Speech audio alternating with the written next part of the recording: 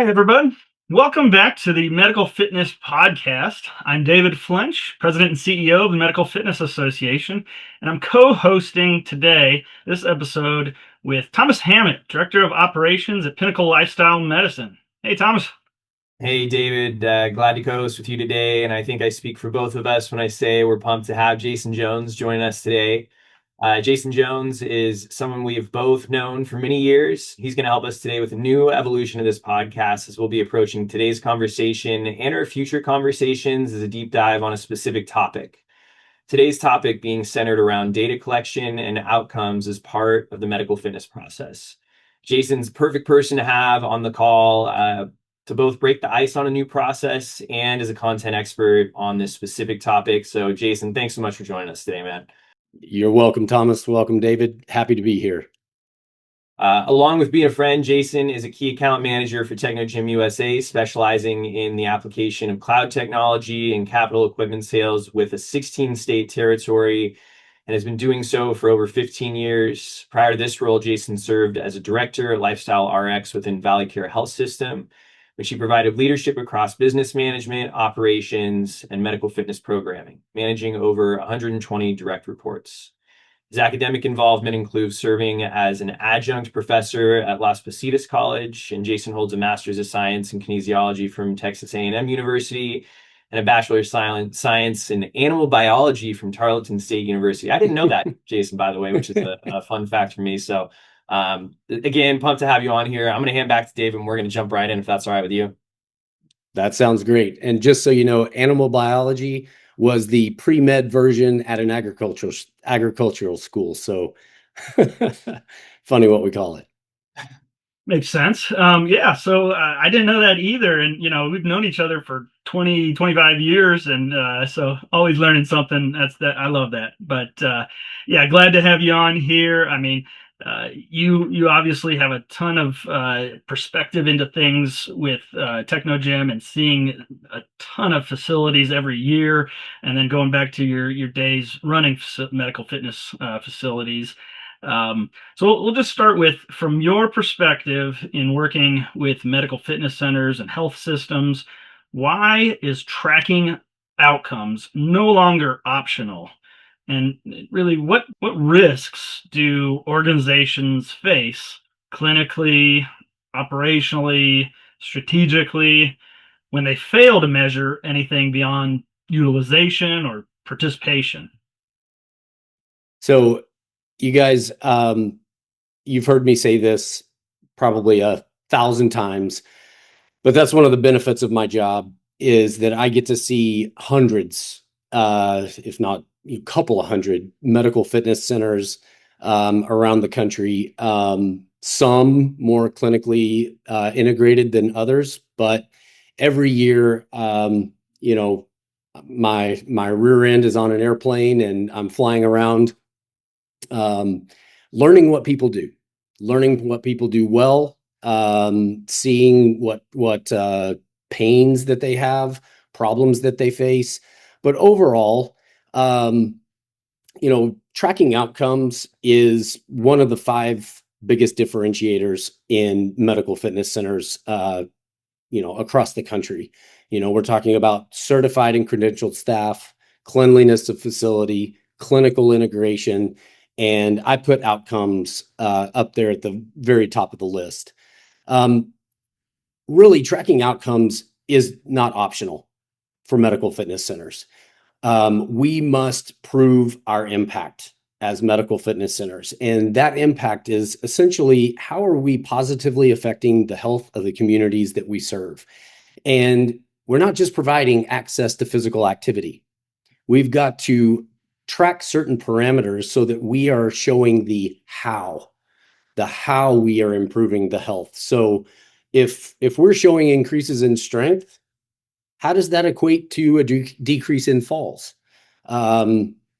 How does an increased power show improved longevity? These are the questions that we need to ask ourselves literally on a daily basis to prove that we're positively affecting the health of the community that we serve. And ultimately, I think that it is very, very important to focus on outcomes that reflect real health change Let's not track participation. We know that exercise works.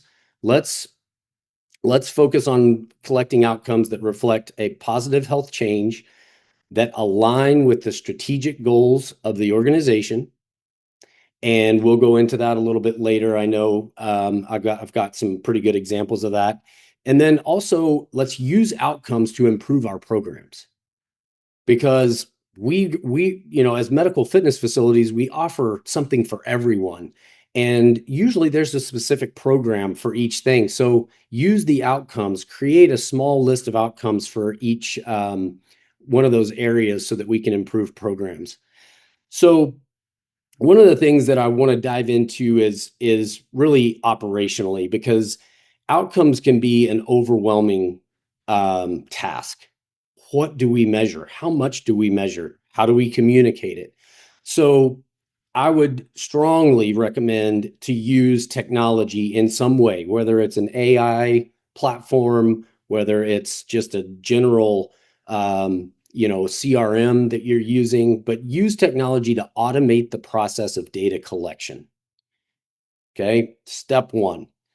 And then focus on the easy wins. So you're talking 3 to 5 things in the very beginning that are very important to you, and then you can always add later. So start easy. Blood pressure, resting heart rate, body composition, things that we do typically in just an assessment, but keep track of them, and keep track of them in a way that will allow you to communicate them regularly. I put them in, I think that it's also important to put them into categories. So having let's say, a functional and physical capacity category. Cardiovascular fitness is in that category, muscular strength, balance, mobility. So again, choose one, choose 4 that are in that category. The second would be maybe a patient reported outcomes. So, Thomas, I'm going to, reference what you guys do. Every 3 days, I get a survey that asks me what my confidence factor is in completing my exercise program. So you can also, in your outcomes, use patient surveys, but automated is key. You don't want to send somebody something in the mail every other day. But if you can do it via app, it's a great way to understand what's your quality of life. How would you rate it? What's your energy and fatigue factors that you deal with? What's your confidence, again, in completing your exercise program? Or here's a list of activities of daily living. Which of these do you think you excel at, and which do you think that you need improvement in? Those are foundational things that we can start to build our structure of collecting outcomes based on those things. And then I would say the last component would be the behavioral and adherence to programs. So what is your program adherence, compliance? What do you do outside of the facility that benefits you inside the facility? And then, most medical fitness facilities that I talk to are really good at this, but make sure that you are completing some type of program completion outcome. 120 people started, 100 people finished, and here's why. So the reason I want to start off with that kind of general overview is because when we track the right outcomes consistently, then your medical fitness center, or even your gym, becomes a center for measurable drivers in health improvement instead of just an activity center. Having access to equipment, anybody can offer that. Being a measurable driver of health improvement, that is the difference in medical fitness. Jason, I really appreciate, man. I think for anyone who's thinking about this, maybe even at step 1, like you're saying, if you're sitting there thinking about where do I start, or for people that have been doing this for a long time, someone like myself, I think you just gave a really good outline of all the things that could go into like what could I do? Where could I start? I think you gave a really good overview of the fact that this isn't just what we can measure in an appointment with regard to an individual's specific outcome, whether it's strength, aerobic endurance, a body composition measure, but it includes program data and behavioral data. And, I think your advice that you started with was so good. First, start small. If you're not doing anything, Yes. find 1 to 3 to 5 things that really matter and begin with the end in mind, right? Like if I in this year knowing XYZ thing about our programs that I don't know, we will be better. Yes. And I think all the things you listed are just it's the world of opportunity that's presented with data, right? So I think you did a great job of sharing that stuff. Awesome. Appreciate your answer there. David, is there anything you want to expand on? Yeah, I just want to highlight one thing that I heard you say that I think some of our listeners it would really resonate with is the idea of finding things that align strategically with your organization. So you kind of Yes. mentioned, a bunch of different things that are possible to look at. I can remember back when I was running Hancock Wellness Centers and we opened a new facility. It had bolted onto an existing medical office building that had physical therapy and several other services in it. And we wanted to track and measure how the wellness center coming on site impacted volumes for physical therapy. And over the year, it was over 100% increase Yes. in physical therapy. So that was kind of along the lines of a financial return on investment, but also kind of the downstream revenue, downstream impact in health. Of course, there's so many health factors that we can look at, but there's the financial, the operational, and you hit on some of those. So I think that's really an important piece. That there are even some things that aren't they're really more of specific to your organization and things that are happening on site, and you can say, look at the difference that we've made in our community, in our organization, and having that data is really powerful. Spot on, David. Spot on. And I think that goes really aligns with the wide variety of medical fitness facilities that I get to go into. Some are 5,000 square feet, some are 100,000 square feet. And, you know, being able to define the things that are the most important to you are, I mean, that's where your outcomes, that foundation starts.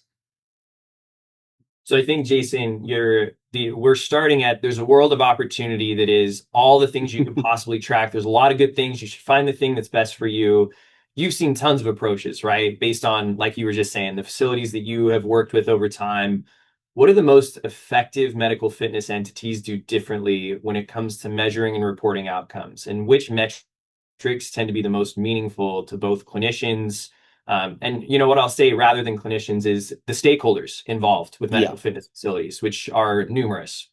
Yeah, absolutely. And really what this ultimately comes down to is again what the reiteration of kind of that first question of aligning the outcome reporting with the strategic plan of the organization. I think that is, the absolute most important. And what I mean by that is and it's really just asking yourself a question. What do we offer and how can we measure it? And then secondly, I would do a follow-up question of what do we do well and how do we measure it?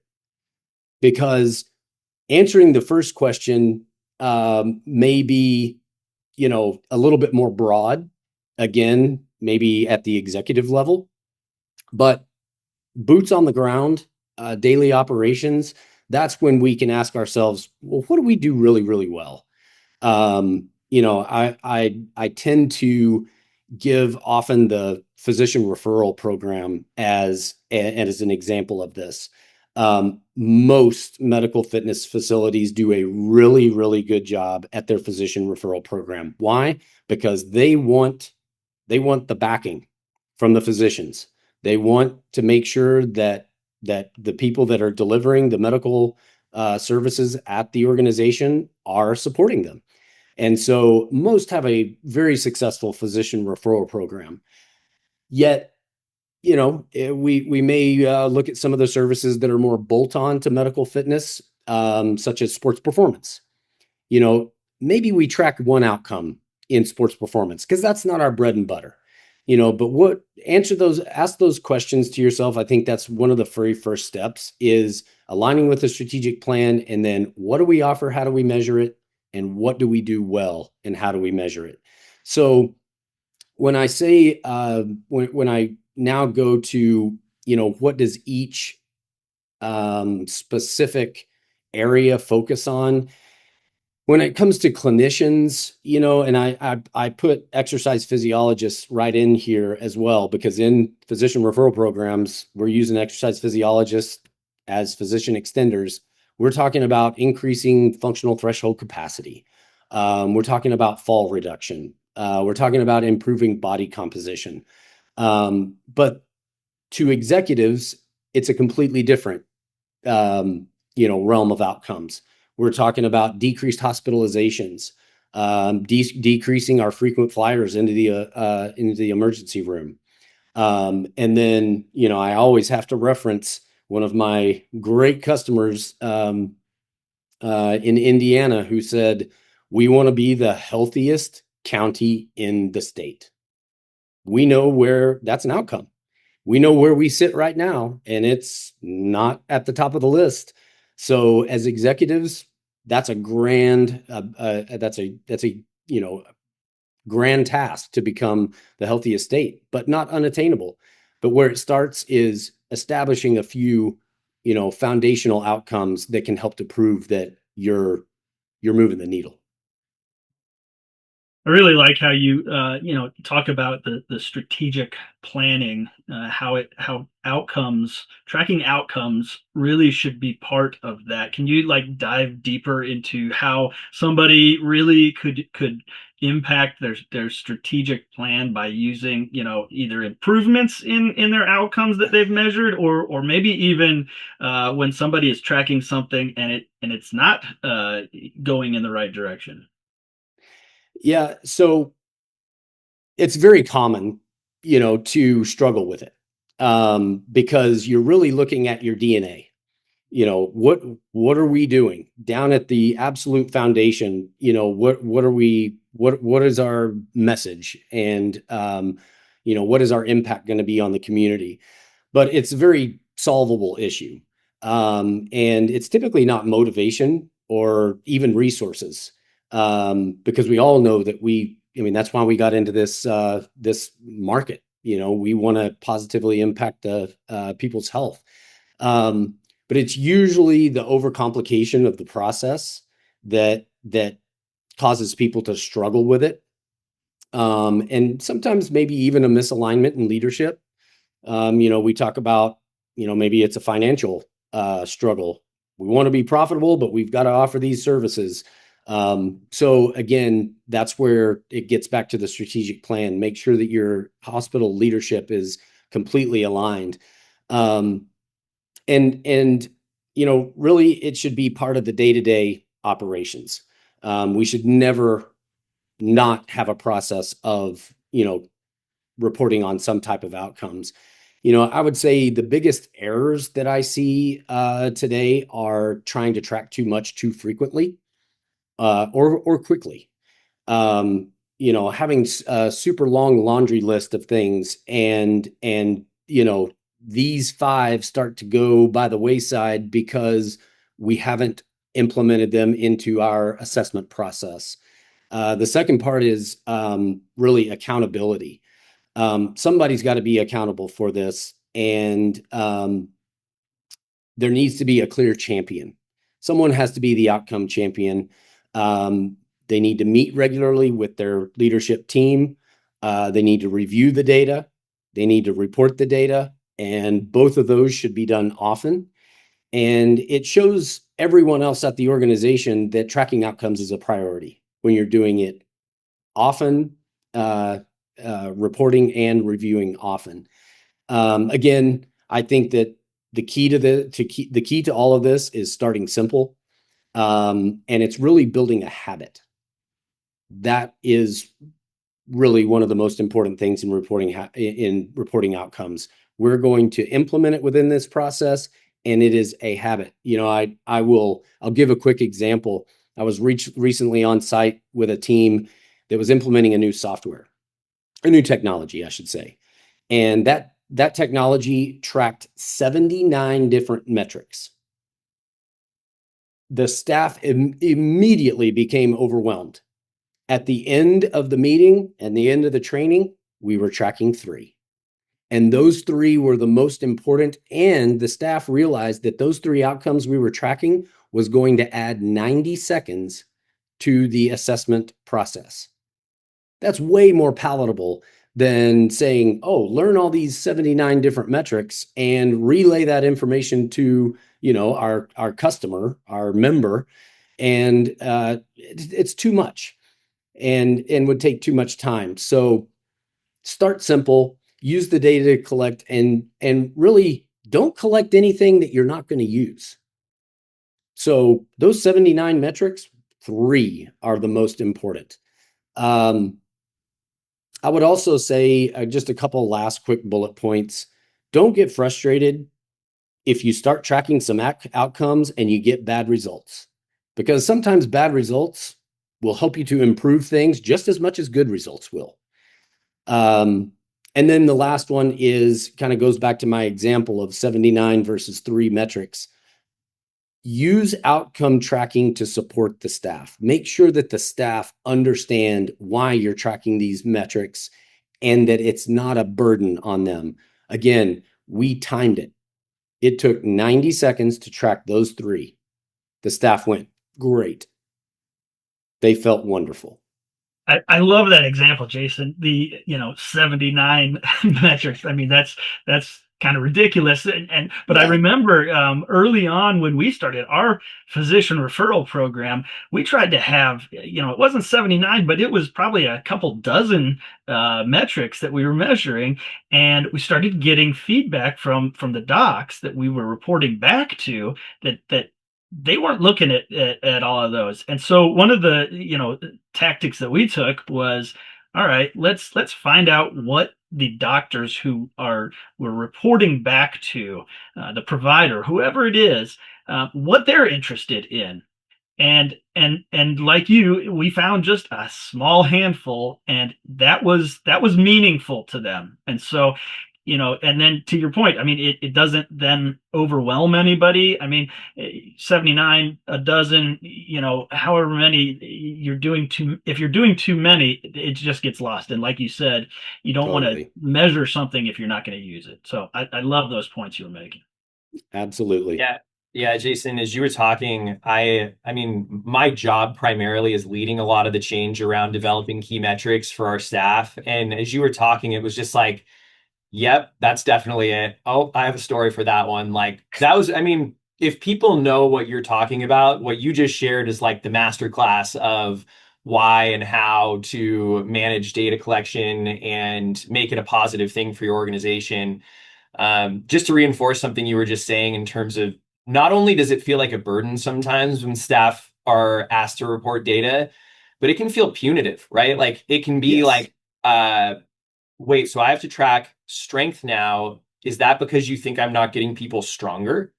Is it because you think my programming is bad as an individual? And almost always the immediate response, if not managed well, is defensiveness on the like, we went from not tracking anything to now we're tracking something that shows my ability to be successful. Confident people tend to not have a problem with showing that they're, going to have a good outcome, but it's often that people feel a little threatened at first by the fact that they have to do that. Absolutely. I'm sure you've experienced that too. Absolutely. And I would honestly throw the program of BioBeats into this discussion, because at the heart of BioBeats, we had to sit down and, I worked with your team on this, and we said, what are we going to measure and why are we going to measure it? And one of the things, just as an example to everyone who listens on here, we had clinical outcomes, We also had financial outcomes. And let me tell you, when you guys got the call from the CFO of the hospital who said, you have a billing problem because you just billed for double what you did last year, thank goodness we were tracking those outcomes. So again, outcomes, they can be strength, but they can also be, so many other things, and they should be other things because many of the stakeholders have other things that they're measured and that benefit them. So think about that across, as you're developing your list, think about it across multiple avenues. Yeah, Jason, I appreciate you bringing up BioBeats. We've talked about BioBeats several times on this podcast. For anyone who is not, or is maybe listening for the first time or didn't hear those episodes, it's actually a collaboration between the company that I work for, Pinnacle, and Jason's company, Technogym, to develop a cardiac rehab solution. And it is, the primary example I think of, Jason, because we did start with some pretty modest, just let's look at, are people getting stronger? Are they improving their endurance? And are they attending more visits on average than they used to? That's it. And what we find, and this is true, I mean, any administrator who's led a change like this will tell you, you start by measuring those three simple things, and you get to stack other outcomes on top of that once you understand the outcome of those three things, right? That's We now exactly understand that. Let's see if those people get readmitted to the hospital in the future. We now understand this. Let's see if those people have a fall. Like, there's so many other things that you get to do because you did the first step right. And again, a lot of learning lessons from that I would apply to what you said before. So I'm glad you brought it up. absolutely. Yeah.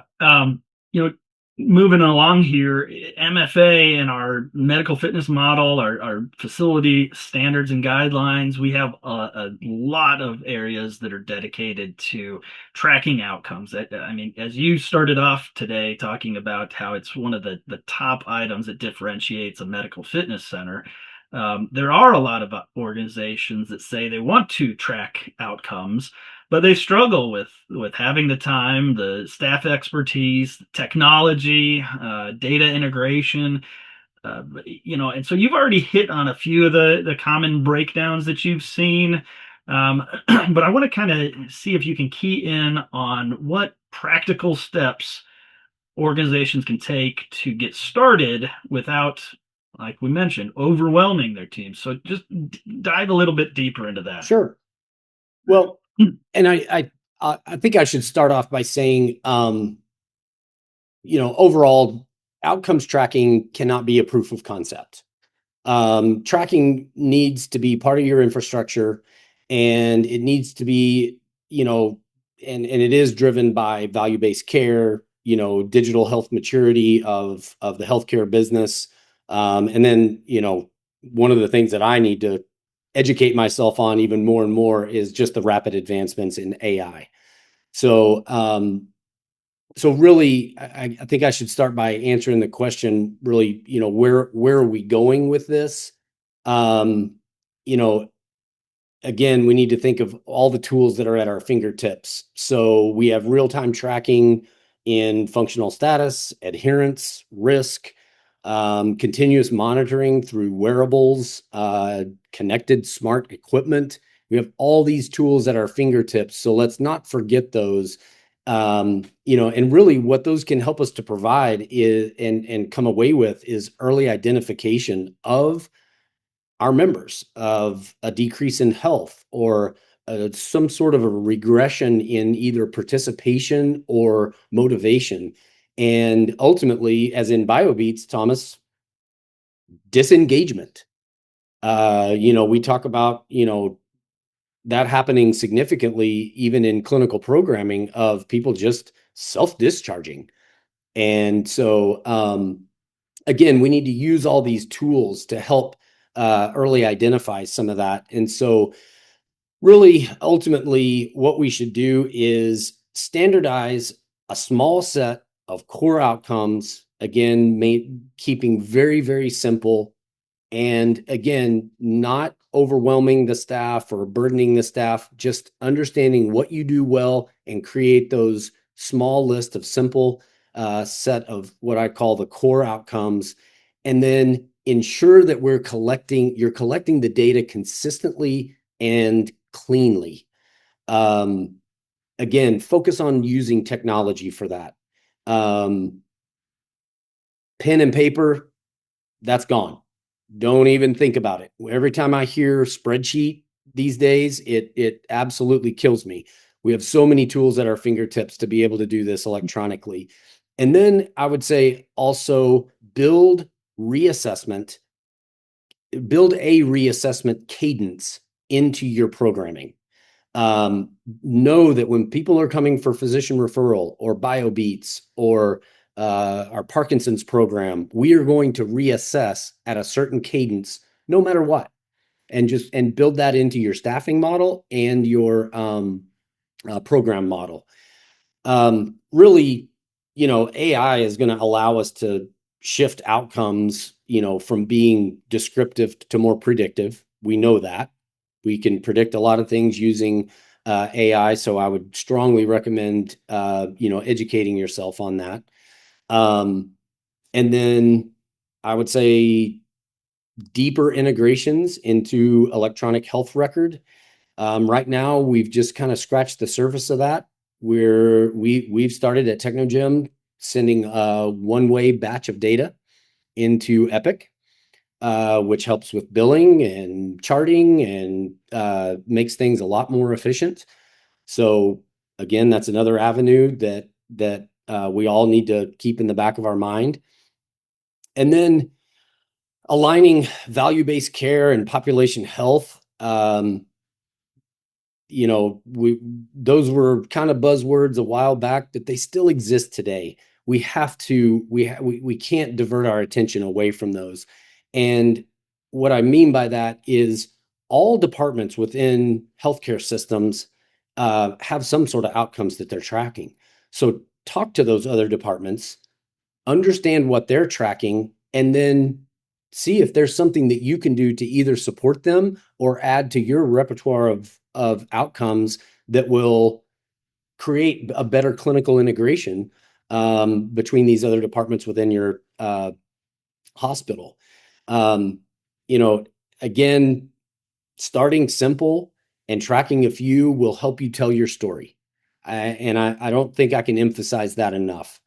When I go on site to meet with someone, and I'm sure there'll be some people on the call that are listening to this podcast that I've met with, I tell stories.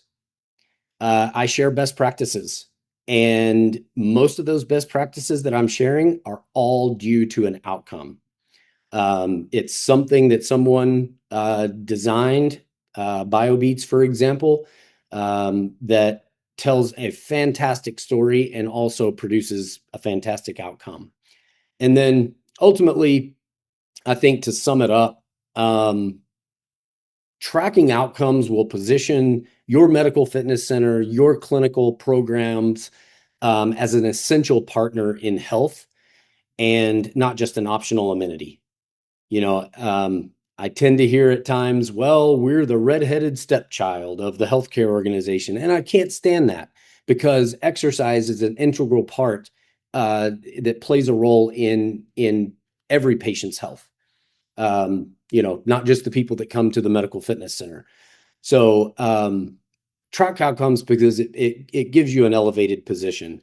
And ultimately, those who wait and don't track anything will just eventually be left out of the conversation. Jason, you've been a true master of this topic, and I appreciate everything that you shared. I know if we can decide if we have to cut this later, but I would be remiss to not ask you this question, because I think there's one last question I want to ask you about, really at the service delivery level, thinking about the medical exercise professional and a patient. There's kind of this counter narrative to data collection that is giving people numbers can be demotivating. And I really feel like this is an important question, which is why I'm prioritizing the time to ask it. Again, if we decide later we don't have time for it, we don't. But I just want to ask you the question because I think it's important, and you're the kind of person I think important questions should be asked to like this. I'm just curious what you think about that. Is that a reasonable barrier to get in the way of taking patient outcomes? What do you think? I don't think there's a barrier to that at all. I think that we should inform our patients, our members, our participants in our programs of their numbers, because they're coming to you because they want something that you provide.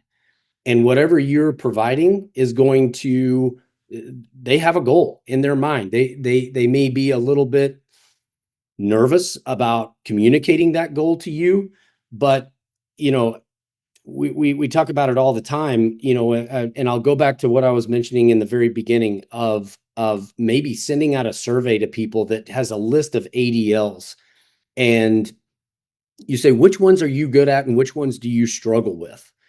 And knowing that someone struggles at putting their socks on, we should never hesitate to show them numbers around how they're struggling with their balance or their mobility. I'm sorry, Mr. Hammett, but you're in the 20th percentile when it comes to flexibility. If we work on these three things, we can improve you to. So, we all know, as you know, I've been in this industry and doing this for over 25 years. It's tough to have a body composition conversation with someone who struggles with their weight or maybe even their body image. But we have to, as clinicians and providers of health, we have to know how to read the individual, know what's important to them, and be able to communicate that in a sensitive but impactful way so that they understand that you're there for them. We're here to help you achieve these goals, so we should not back down or even be nervous about sharing numbers, even if they're a little bit more on the negative side, because to me, that's areas of improvement. I go back to the day just real quick. I had a 20-year-old junior college football player that walked into my facility one day. We did his vertical jump, and he had a 21-inch vertical jump, which is great for most people, but his goal was to play for Arizona State. The very first thing I said was 21 inches is not going to cut it. We've got to get you to 31 to 34. And what is that going to do? That's going to increase power and and it was tough for him to hear that. He didn't want to hear, I don't have what it takes to make the team. And it's the same thing with, if we're just dealing with somebody who wants to improve their body composition or improve their balance, be able to put their socks on and be able to get up off the floor. We should be able, as clinicians, we should be able to have those conversations and not divert. Be open. Jason, I appreciate you so much, man. I think that we will continue, David and Jeff and I, probably that conversation when we pick things up for the kind of the conclusion of this episode. I really appreciate the points you made. You've been an awesome guest, man. Thanks so much for joining us. If our listeners want to get a hold of you or learn more about you, where should they go? Well, always send me an email. I'm on LinkedIn, jjones@technogym.com, and I'll be happy to share my personal phone number with you as well. So feel free to contact me at any time. And even if you just want to have a conversation about outcomes and new technology that exists today, always happy to have these conversations. So thank you, David, Thomas. Appreciate your time today. Jason, can't thank you enough. This has been awesome. We probably could have talked for at least another hour or so. I know that for sure.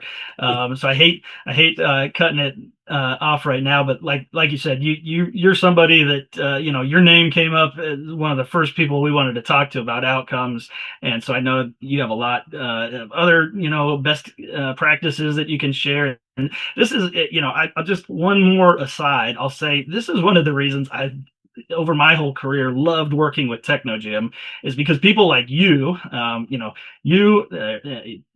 Monrad, he's awesome. People that have been in the field, medical fitness, and worked in there, and so you can have these actual conversations, not just say, I want a treadmill, but Yeah. how can your technology, how can your equipment, how can all of this impact our operations, and how can we use it in the best way? And you've hit on a lot of that today. So just thank you again. Really appreciate it. So You're welcome. all right, well, that'll wrap Absolutely. up this part of the podcast, and we look forward to future podcasts on many other medical fitness topics. Bye-bye. The Medical Fitness Podcast is brought to you in part by the Medical Fitness Association. We're excited to welcome Jason Jones from Technogym, an MFA partner for more than 10 years, to this episode. If you want to dive deeper into clinical integration, outcomes tracking, and other insights that can elevate your medical fitness center, head to medicalfitness.org. That's medicalfitness.org. While you're there, take a look at our upcoming medical fitness summits coming up in April at the Sagewell Health and Fitness Center in Greensboro, North Carolina, and in May at the YMCA of Greater Brandywine in West Grove, Pennsylvania. Our summits are 2 days of education, network, and inspiration. Once again, that website is medicalfitness.org. Hello, everyone, and welcome to the Medical Fitness Podcast. We are back for part 2 of the Jason Jones of Technogym episode to follow up on our own thoughts on the conversation revolving around the importance of tracking, determining what variables to measure, the associated data collection and outcomes, and everything related. I'm Jeff Young, and I'm here with my 2 colleagues and co-hosts, David Flench and Thomas Hammond. Hey, David and Thomas. Hey, welcome back, everybody. Hey, Jeff. Glad you got to listen to the episode. It was fun talking with Jason. Yeah, you know what? So let me start things off by saying that, I'm aware that both of you have known Jason for a long time. I've only met him a couple times through virtual calls. So I went into listening to part 1 of this episode not really knowing what to expect. But when it was all said and done, I ended up creating a page and a half of notes because, as Thomas said during the episode, Jason, if you're listening right now, don't let your head swell, but you literally gave a short masterclass on the topic. So as again, I took a page and a half of notes, and I think that a good way to start off for this part 2 is by reading one of the bullet points that stood out to me, where the 3 of you discussed tracking outcomes that align not only with the strategic goals of your own organization, but also those of the clinicians, practice, or organization that you're working with. And part of the reason why that stood out is because, as you both know, I'm getting ready to launch an intervention for my doctoral research, and I had been mostly focusing on what are the outcomes that I want.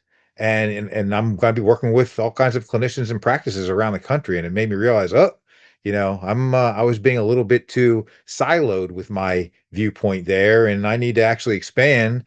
So in any case, it was something that really stood out to me. And so I guess I'll start with you, Thomas. What were your thoughts, or what are your thoughts on the topic, or what were your thoughts when you were talking about this during the episode with Jason?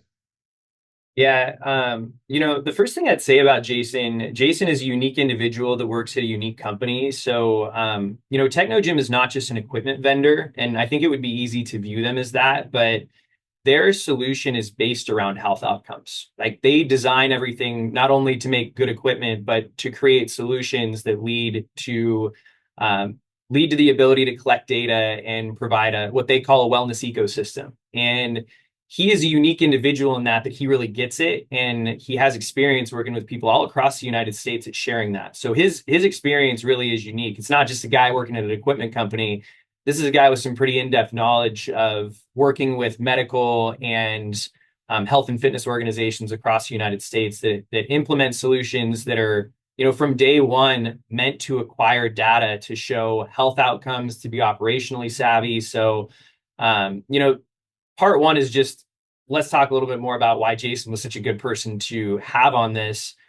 I think what the actual question, Jeff, you're asking about, I think Jason did a really good job talking about the levels in which data collection can benefit different stakeholders within an organization, or within, whatever kind of organization you're in.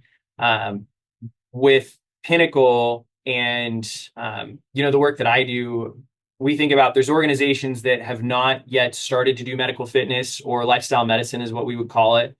And you start at a different place if you're not doing it yet versus, we're already in the game, right? And if you're not doing it yet, the question is the idea of offering more than just sick care or what we would call healthy care part of the operational and strategic goals of the organization? And I think almost any healthcare organization and wellness organization in the United States would say, yeah, we want to be in the business of providing health and not just fixing sickness in the short term.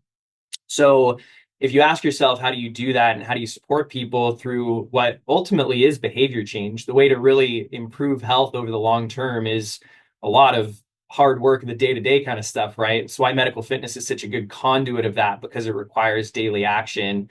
But if you're doing that, then you have to start thinking about what are the metrics that indicate changes in health over time, not just changes in sickness in an episode short term, but the things that you can collect that show that someone is improving their health. And that's the place to start. Do we want to be an organization that is in that game? And how do we show that we can do that? And what kind of programs or offerings can we provide that that then get us to a place to do that? And then, by the way, don't sink the financial ship, right? Which is the other part of this that we have to really think about. Can you provide that in an operationally and financially reasonable way? And different organizations will have different goals and needs based on, does the offering need to make money? Does it need to break even? Most of the time they want it to be a little bit better than break even, if we're being honest. But so I think Jason just did a really good job of giving the overview of that. And I think maybe David, I see you nodding your head and this might be a good time to pass it over to you. But I just want to say, I think that part that Jason brought home was really, really important. So. Yeah, great points, Thomas. As I think back to our conversation with Jason, it made me think about how outcome tracking changes the way a facility, specifically medical fitness center, can be perceived, both internally and externally, I would say. And so it is a strategic discussion. We're not just talking about data as an endpoint, just for the use of collecting data. And I think Jason did a great job of talking through that, and really how tracking these outcomes can be a key to improving credibility, positioning, and alignment within healthcare, and really can be the difference between being seen as a cost center or an amenity that's offered, versus really being a strategic clinical and population health asset to the health system. So I think it also helps us talk the language of healthcare. Outcomes are very important across all levels of healthcare, and risk reduction, engagement, impact, not just participation. And Jason talked a little bit about that. So I think yeah, and you mentioned the financial side, and yes, I think more and more of the organizations that I talk to within MFA, we're hearing that the margin is important, and so it can't be just mission-based programming where we're meeting the mission of the organization to help the community and things like that. It's also got to make a margin. So I think to that point, there are so many really good key performance indicators that can be tracked over time, and so we can talk through that as we go here in our recap. But I think there's some really important things that Jason said that do revolve around strategic positioning and how outcomes can be used for that. Can I actually have a question for both of you. And one of the reasons why this stood out to me during your conversation with Jason is because of something that you actually said, David. And so I'll probably pass this off to you, and I'm sure Thomas will have something to say as well. But within the scope of this conversation about the strategic goals, not only your own but other practices, you mentioned, and I'm going off my notes here, so I'm paraphrasing, but you mentioned about how you tracked and measured how well the Hancock Wellness Center being added to an existing medical office impacted volumes for physical therapy. And you said it was well over 100% increase in physical therapy. And what was going on through my head at the time was I was like, yes, yeah, this is really important stuff because it kind of merges all the stuff together. It merges the financial and return on investment side along with the public health. And in an idealistic world, this is what would be happening. I was kind of being selfish in my mind and just thinking, there's 300, if my understanding is accurate, 300,000 plus private practice PTs across the country. And if we could just get all of them to include medical fitness, and then it's the effect it would have on public health, and then also just their own within their own community, and the return on investment, the revenue, et cetera, et cetera. So I just want to point out that that's part of the reason why I took that note. It really stood out to me, and maybe David, you could talk a little bit more about that, and Thomas can go Yeah, from I'm there. glad you mentioned that, Jeff, because that was something that I felt was somewhat unique for what we were able to do at Hancock because of what was happening. We had our original wellness center, certified medical fitness center, and everybody started talking about a second one, and so we went about the whole market research and analysis and went forward with it. But it was a little bit tougher because we didn't have a lot of the data to support it from the standpoint of some of the things that we were wanting to happen, that we believed would happen, that we had heard from others that would happen. And that's one area, is the kind of the halo effect, if you will, Yes. where putting medical fitness into an integrated environment helps all of those services around it. One of the big reasons is just the foot traffic that happens. People coming in, maybe 500, 1,000 visits a day into these wellness centers, and just the exposure and awareness of the other services within that integrated environment can create this. But then if you actually integrate well, programmatically,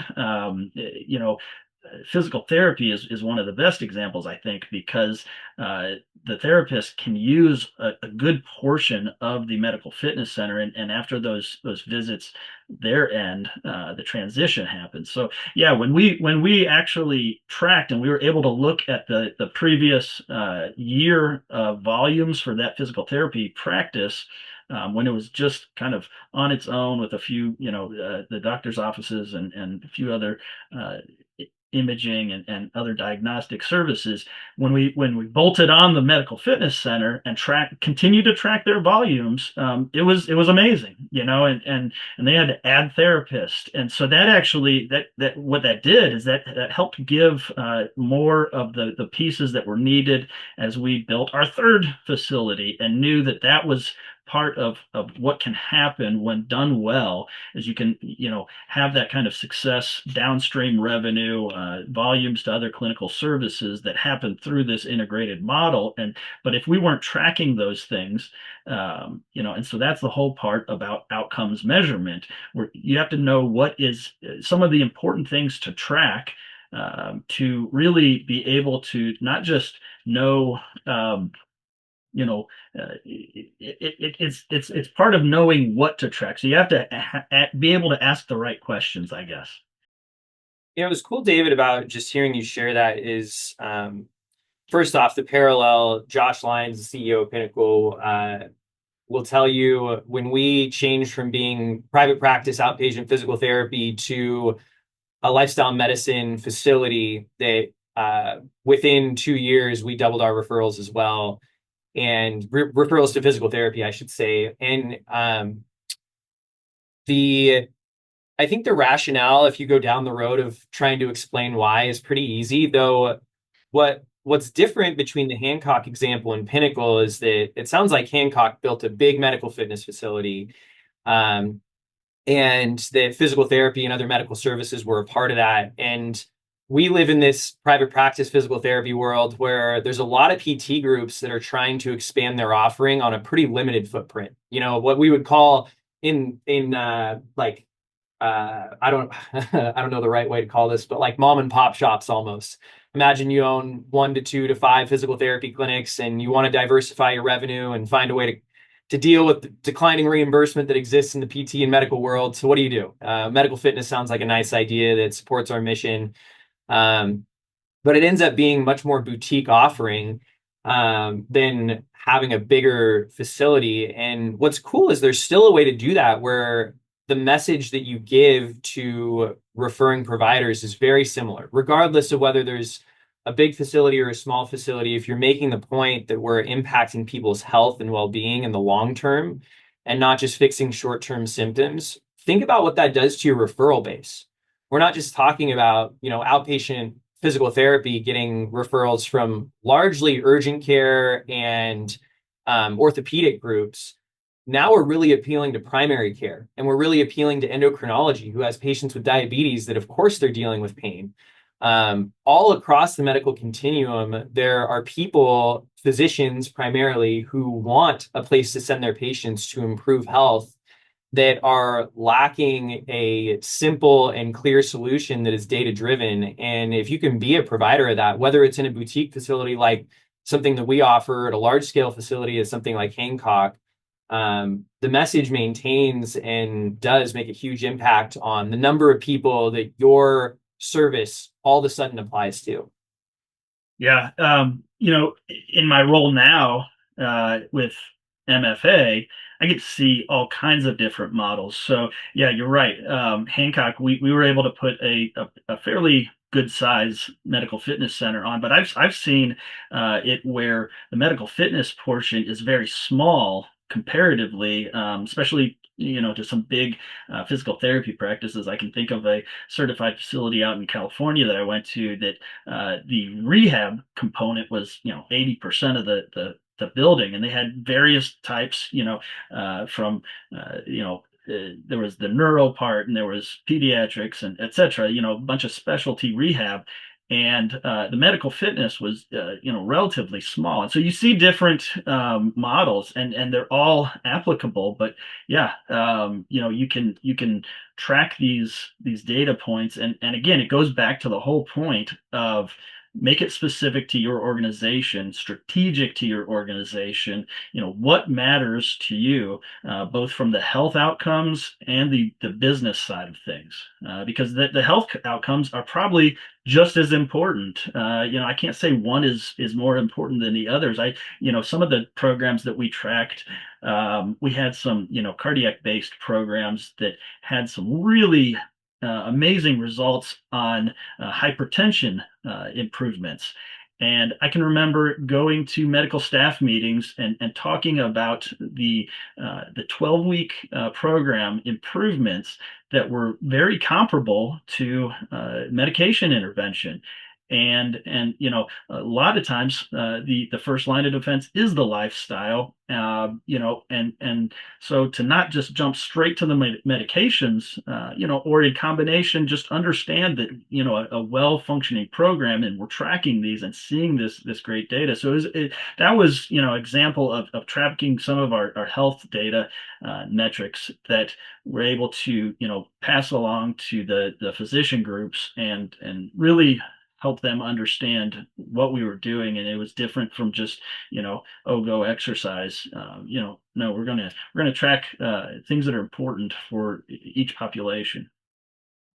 Yeah, this is making me realize that just on this alone, we probably could have our own podcast and just keep going. But in the time that we have, another thing that really popped out to me that when I was taking my notes, it was the last question that you asked, Thomas, and you're going to have to remind me when I'm done here exactly what the question was. I didn't write that down, but it led to a discussion about the importance of informing your patients or clients where they stand against standards and norms. And I'm actually going to probably just stop there and have you chime in with what the question was.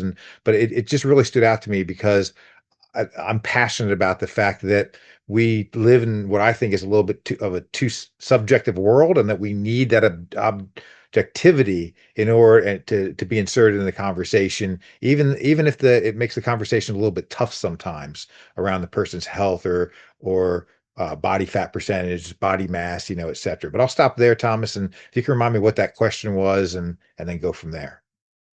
Yeah, what I really wanted to get Jason's response on, Jason's a really good person to ask this question on, because he and I knew more or less where his mindset was on this, but um, there's this counter narrative that exists to the data collection and tracking at a patient level, which is um, in getting people motivated to start exercising.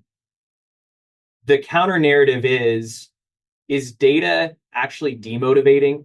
Yes. Is the idea of looking at outcomes something that is actually going to scare people away early on?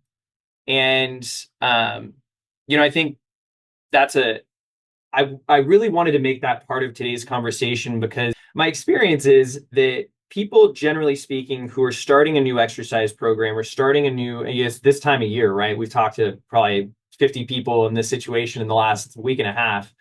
Um, People who are starting to go down the road of a new or reinvigorated lifestyle change are thinking about weight loss and think about their primary goal is weight loss and have anchors in their mind about what successful and unsuccessful weight loss looks like. And if not addressed, that mental anchor and set of beliefs and singular goal can be tremendously demotivating. And the easy way out is to say, well, let's just ignore that. Don't pay attention to it for the first X weeks or whatever, right? We can look at it down the road. And I think as medical professionals and health professionals, we just have to hear that message and say, that doesn't work. People don't just ignore what they have in their minds as their primary motivator. You have to talk to people about that and get to the bottom of why that's such an important goal and what they're hoping to achieve. Because underneath the weight loss goal lies the reality of the purpose behind that goal, whether it's the way that you want to look or the way that you want to feel or what you want your body to do or how you want others to look at you. Those are all legitimate things, by the way. Maybe it's managing a medical condition and what you've been told by your doctor is that you need to lose weight. If we don't get into that stuff with people and help them contextualize and understand what safe change means, they're going to think back to that time that I just had an example of talking to someone who did intermittent fasting about 3 years ago and lost 30 pounds in within the span of about 3 months and is super discouraged because she hasn't lost that weight in the last 2 months of doing an exercise program, despite the fact that she's improved her muscle mass and reduced her body fat percentage.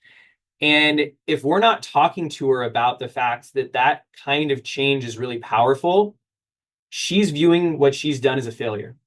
And my assertion is we can't ignore the data because we lose too many people and don't support enough people in their change if we don't have that kind of information and share that with people. And then we miss all the other operational and organizational benefits of having that kind of information to say, our programs work, we're helping people, we're doing the right thing. By the way, other people should join because we're showing these outcomes. So that's my answer to my question. Yeah. I love it. David, do you have I'm just curious, whether it's your own practices that you've led yourself or what you see in all the programs that you see across the country. Do you have any comments on this particular topic as well, or anything that Thomas just said? I mean, I think Thomas covered it really well, and I tend to agree with really his perception of what we need to do, and yeah, I've seen it both ways, and I think, like he said, the easy way out is to kind of ignore it, but we're doing a disservice, and I think the whole idea then is to try to help reframe it for that individual, set realistic expectations with them. I mean, you can't just tell them everything. I think that's part of the whole motivational interviewing and finding out what is important to them, and but then also providing the expertise of, yeah, you're not, this exercise program on its own is not designed to have you lose 30 pounds in 30 days. That's not the intention. You're going to feel better. You're going to be more energetic. You're going to improve all kinds of other health measures. Let's say what's realistic for exercise on its own. Now, in combination with some other things, yeah, there's a lot of other ways to achieve some of those goals. So yeah, I agree with that. I think it's also I found in my own experience that it's helpful for progressing people through exercise. So if you're done with a program, either it could be any type of program, and say, okay, now what's next? You can reset these goals and talk about, we're going to track now instead of X, Y, and Z in the first phase of your exercise. Now we're going to move to A, B, and C, and really, it helps. I believe if you're able to track these things over time and set new goals and continue to track or go through different tracking mechanisms, that helps a person stay motivated as well. Absolutely. Hey, I know we have to wrap this up in a few minutes. I wanted to want to say one thing from a high level before we do. As we talked about before we hit record, both of you are really how you differ from me on this topic is you're so involved in the administrative side of this, whereas I'm not. And so another thing that was going through my mind as I was listening to um, your episode with Jason was even though this is the medical fitness podcast, and even though we're relating this to medical fitness. I was actually thinking, hey, this is just a general master class. Like, I'm doing my doctoral dissertation right now, and I was like, oh, this actually gave me some ideas for the data, the things I should be tracking, data I should be collecting for that. And I direct and I launched direct a New York State Physical Activity Coalition, have a meeting coming up with the education sector.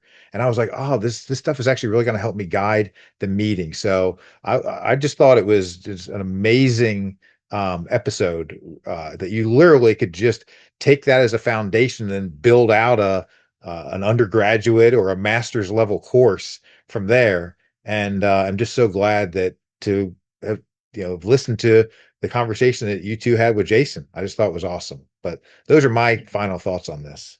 Yeah, Jason's such a good person to bounce a lot of those things off because of the breadth and of facilities he sees, and so I was glad that we had him. I've been passionate about this topic for a long time myself.